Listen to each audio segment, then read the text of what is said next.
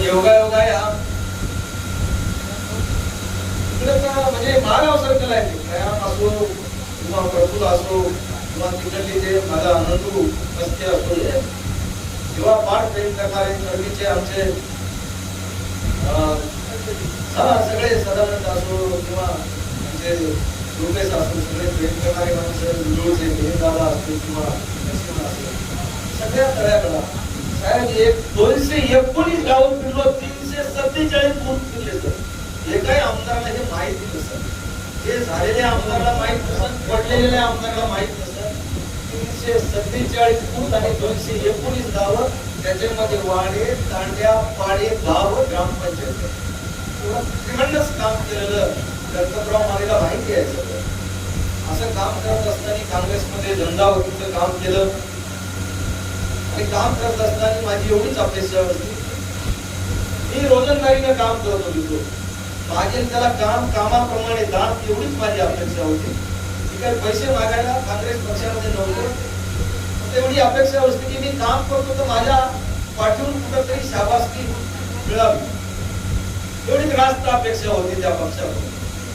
इथले नेते आता पाठीवर हात पुसतात स्वतःचे आणि म्हणतात साहेबराव कांबळेला आम्ही तिकीट आणलं.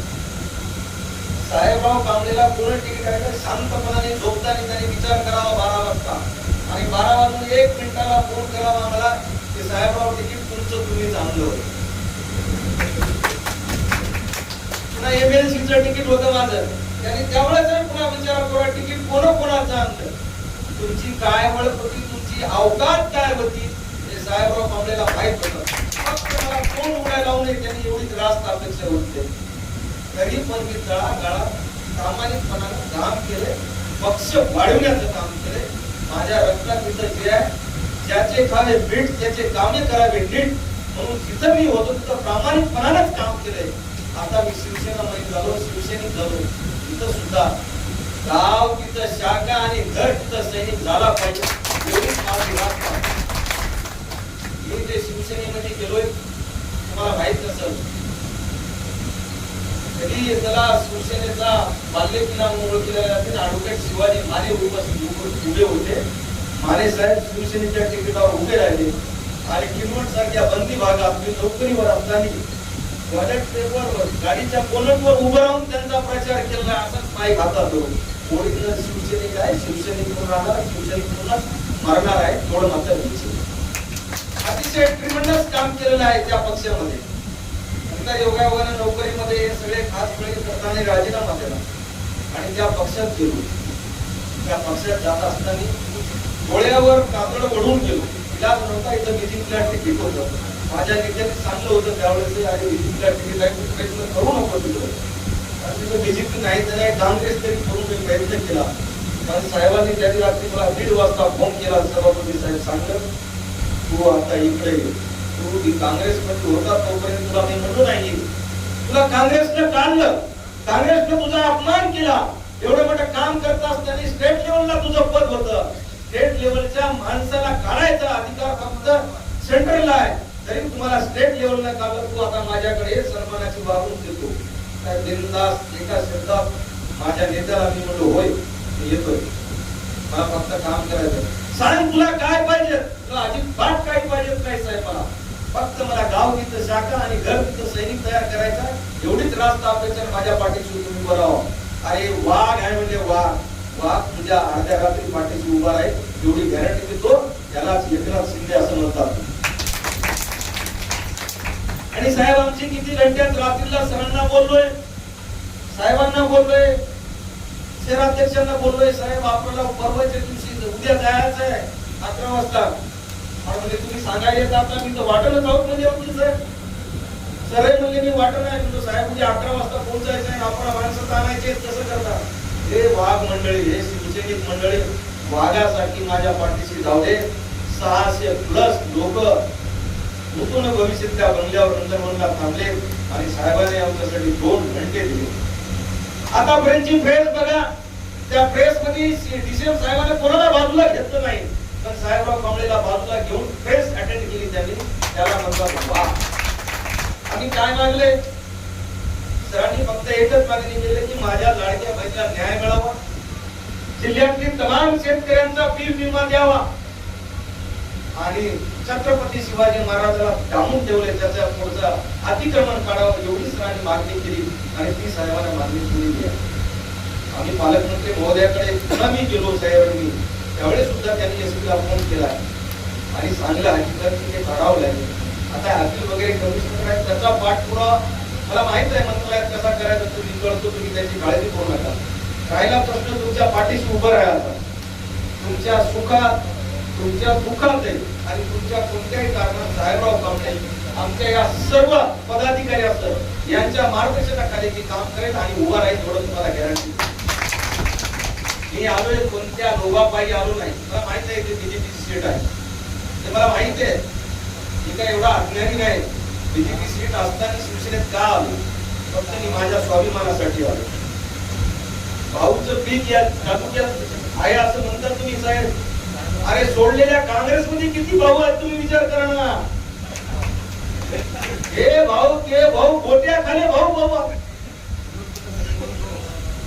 आणि त्यांचं एकच आहे, काळजी करू नका, पडते का पाठीमागे जाऊ आणि सगळे मिळून खाऊ अशी त्यांची धारणा आहे. मी का पडलोय? मी फार सुंदर उदाहरण सांगलं. सेनेची ताकद आहे याच का नाही? किती वेळेस आपण शिवसेनेचा खासदार निवडून दिला. सेनेची ताकद आहे साहेब. मला सेनेनं पाडलंच नाही, तुमचा गैरसमज आहे. मला फक्त काँग्रेसवाल्यांनी पाडले एवढं मात्र. काही शांतपणाने 12 वाजेपर्यंत झोप डोळे उघडे ठेवा आणि लक्ष्मी सेपत आणि स्वतःच्या मुलासेपत सांगाव की साहेबराव कांबळेला कोण पाडले. गणपत मानेला माहिती आहे संबंधित माणसाचा ते पाहुणा आहे. छाती ठोकपणे साहेबराव कांबळेच्या पाठीशी आहे. गाव प्लस दिले, मतखंडातले गाव प्लस होते, बाकीचे गाव मायनस का होता याचा अनालिसिस त्यांनी करावं आणि छातीवर हात ठेवून सांगावं की मी काय गद्दारी केली. मला गद्दारी केली म्हणतात. मी पक्षाची गद्दारी केली नाही, पक्षाची खुद्दारी केली. गाव तिथं शाखा स्थापन केल्या, मेळावे घेतले, प्रवेश घेतला आणि काँग्रेस वाढविण्यासाठी प्रयत्न केले. मला पत्रकार मंडळींना सर्वांना माहित आहे, चितनराव सरांना, तालुका अध्यक्षांना, शहराध्यक्षांना माहित आहे काँग्रेस कोण वाढवली, काँग्रेसमध्ये जीव कोण ओतला आणि काँग्रेसला पुढे नेण्याचं काम कोण केलं असेल तर ते साहेबराव कांबळेने केलं आहे. अरे तुम्ही तर गाडीचे काच बरे करता, तुम्हाला कोणता हेमंतचा चष्मा तर आहे, कोणता तरी काळा चष्मा घालता आणि खिडकी बंद करता. साध्या कार्यकर्त्याचं तुम्ही लवकर पाहता. पण एवढं निश्चित तुमचं इलेक्शन लागलं की तुम्ही रस्त्यावर येता. तुम्हाला बंदी भाग आठवते, तुम्हाला महागाव आठवते, तुम्हाला आमचा प्रकृतीचा भोसा आठवते, तुम्हाला आमच्या इजनीचा बिपिन पवार आठवते, तुम्हाला आमचा घोडा आठवते, तिकडं लास्टला आमचा सदानंद पोटे आठवते. हे तुम्हाला तुमचं इलेक्शन आठवलं की आठवते तोपर्यंत नाही. अरे तुमची कार्यकारिणी आहे ती मी केलेली कार्यकारिणी आहे. त्या सगळे माझे नंदू मस्केसह उत्तमराव पांडेसह हे मी नाव दिलेले आहे साहेबराव कांबळेला. तुमच्या ताकद नव्हती, तुमचा जिल्हाध्यक्ष सुद्धा साहेबराव कांबळेच्या पिठावर पडलेला आणि तुमच्या जिल्हाध्यक्षाला दिल्लीला येऊन हे केलेलं आहे अध्यक्ष. ते तुम्ही विसरले काय? मला खेटर मारण्याचा प्रयत्न करताय तुम्ही. अरे तुमच्या नीतिमत्ता कुठे होती? साहेबराव कांबळेचे तुम्ही भूतला नेलेले पैसे महागाव तालुक्यातून सांगलीमध्ये कुठे जिल्हे गयामला माहिती आहे, भोळेला माहिती आहे. अरे मग गंडातले पैसे भूतचे कुठे गेले? फुलसांगीचे पैसे भूतचे गेले कुठं? तुम्ही बीजेपीच्या बूथ लेवलला पैसे दिले, बीजेपीच्या माणसाला पैसे दिले. याचं उदाहरण आहे. तुम्ही आता म्हणता की दलिताला तिकीट दिलं, दलिताला तिकीट दिलं. अरे होय, काँग्रेस फक्त दलित आणि मागासवर्गीय आणि मुसलमानाच्या जीवावर आहे. पण आता मुसलमान, दलित, मागासवर्गीय, आदिवासी लोकांना समजलं की शिवसेना किती महत्वाची आहे. शिवसेना या पुरोगामी महाराष्ट्रामध्ये एकच नेता आहे आता, तो म्हणजे एकनाथ भाई शिंदे. या पुरोगामी महाराष्ट्राचं डेव्हलपमेंटचं काम जर करतील आणि सामाजिक काम करतील तर ते फक्त एकनाथ भाई शिंदेच करू शकतील, दुसरा कोणीच करू शकत नाही अशी माझी धारणा आहे आणि ते पक्की आहे. मित्रांनो, त्यांच्या हाताखाली मी एक अधिकारी म्हणून काम केलं आहे, ते माझे मंत्री होते. लोक म्हणले साहेब फुटून गेले, हे फुटून गेले, यानं 7 कोटी घेतले. अबे भोसडीचे हो, तुमच्या हातात किती कोटी दिले होते कळायला लागले. 7 कोटीचं काय घेऊन बसता सर?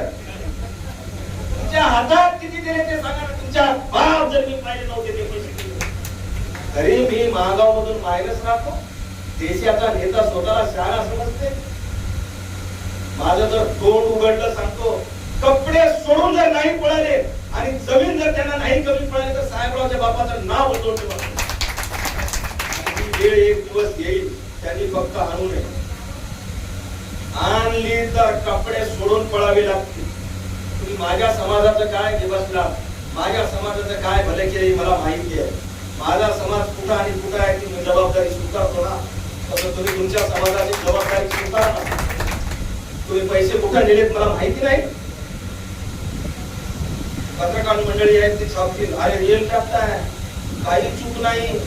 याच्यात जर खोटा असेल, चव्हाण काका त्याचे बाप 2 दत्तात्रय माझ्या बापाचं नाव आहे, माऊरलाच्या बापाचं नाव आहे, माझं नाव, माझ्या वडिलाचं नाव आहे. ते खोटं बोलणार नाही तर देवी मला पाहून कळकळीतून बोलतोय. चोरून पैसे आणले नव्हते मी, तुमच्या हातात कामाचे पैसे टाकले. बदमाशांनो, घरी दारू पिऊन झोपले तुम्ही. काय पाहिजे तुम्हाला?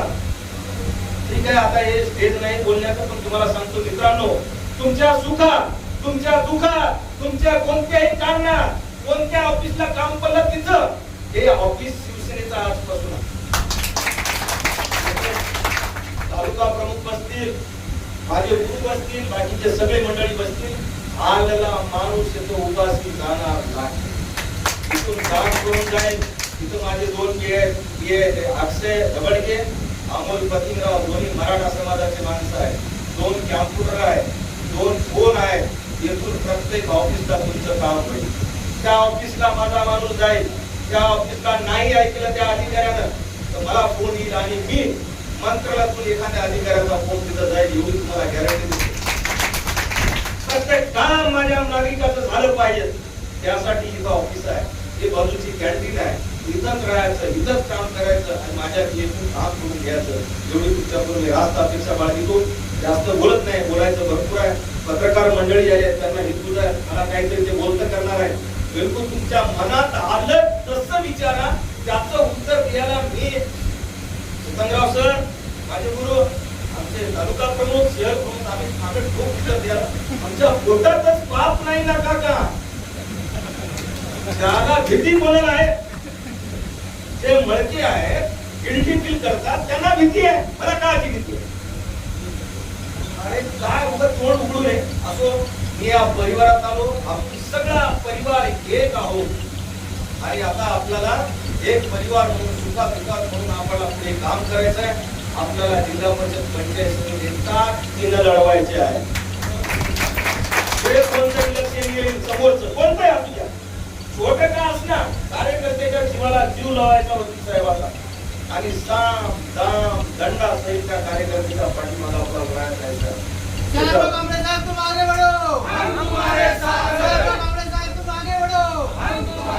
परिवार एक आहे. आता कायमनं माझ्यासोबत सरचिटणीस पदाचा राजीनामा दिला, अल्पसंख्याक आहे, त्यालाही आपल्या परिवारात समाविष्ट झालेला आहे. आता एक परिवार आपल्याला मोठा करायचा आहे. गाव तिथं शाखा, घर तिथं शिवसैनिक, महिला असो कोणी असो झालं पाहिजे. सगळे सेल आहेत आपले. तुम्ही रफी पाटाला बोललो, सगळे सेल ऍक्टिव्ह झाले पाहिजे. एक दिवस ट्रेनिंग घेऊ. आता एसी आपण बदल दारिद्र्य खाल्लं आहे. एवढ्या गरीब तुम्ही बसले नाही बदल आपण एसी आपल्याला बसला आपल्या भेटीला घेऊन सगळे आधीचं लय केलं सर मी हे म्हणजे काय जागले नाहीत मिठाला. अडचण ती आहे. शिवसैनिक काय बघा मिठाचं काम करणारे माणसं आहे. काय तिचं बाहेर बोलायचं कामच नाही. मला माहित आहे शिवसेनेचा पेटला तर घरची भाकर खाते, शिळी चटणी आणि काम करणारा माणूस आहे. आता म्हणतात की आपण स्टँडर्ड राहू, एमपी करू, भिडून घालू का स्टँडर्ड राहायचा, चांगलं राहिलं पाहिजे. तुम्हाला भीती नव्हती. साहेबराव कांबळे बाहेर गेल्यामुळे तुम्हाला काही फरक पडत नव्हता. माझ्या विरोधात मोर्चा काढण्याचं काय प्रयोजन आहे सर? गल्लीने किसकीच आहे, साहेबराव गेला तर जाऊ द्या ना. जरा कशाला मोठा करता मोर्चा काढून जोडे मारून? अरे तुमच्यात ताकद नाही, तुमच्यात हिंमत नाही आणि तुम्ही गिल्टी फील करता म्हणून आहे. मुंबईला कोणाकडे राहत होते अमोलला माहिती आहे. अमोल स्वच्छता सुरू करायचं. हे काय करत होते, कोणाची गाडी होती, कुठं जात होते, काय ना त्यामुळे तुम्ही काळजीच करू नका. आता आपलं दिल्ली सिलेंडर आहे सर, मला राजकारण येत नाही, एकदा होऊ द्या. आता काय झालं आता माझा मी माने साहेबांचा चेला आहे, एकदा होऊ द्या ना. काय फरक नाही, जसं होईल तसं होईल. असो, काँग्रेसमध्ये जेवढे काही लोक आहेत ते माझ्यावर प्रेम करणारे आहेत, ते आमचेच आहेत. म्हणजे संतोष असो तिकडे आमचा सुकडीचा, राहुल असो ते आमचा तुमचा भोला असो, कोरट्याच्या बाई आहे, तिथं शाखा. बस आपला एकच नारा आता काय ना, आम्हाला काय मागायचं आहे, काहीच नाही. त्याचं सुखा दुःखात जायचं नाही, एवढं वाटत सुरू करायचं आहे. असं जास्त काही बोलत नाही.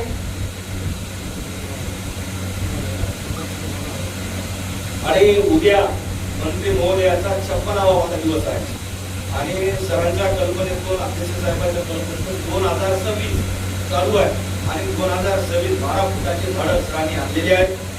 ते आपण लावणार आहोत.